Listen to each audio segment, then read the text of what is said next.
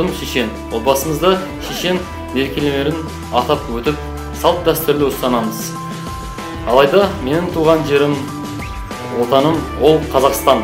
Сондықтан мен қазақ тілінде еркін сөйлеп, елім үшін еңбек етемін.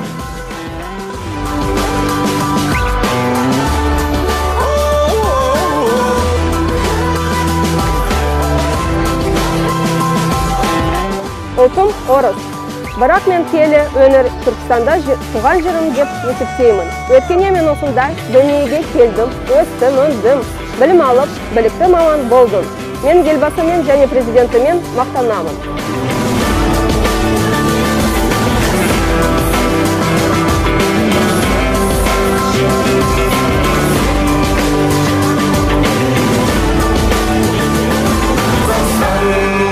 Ұлтым өзбек. Ұлтым басқа ұлт болғанымен, жүрегім әркез қазақ деп соғады. Себебі туған өлкем Қазақстан. Өзге ұлт өкілі болсақ та бірлігіміз бір. Ұлтымыз басқа болғанымен, отанамыз бір. Біздің ұлтымыз бөлек болғанымен, мақсатымыз бір. Қазақстан Республикасына қызмет етеміз.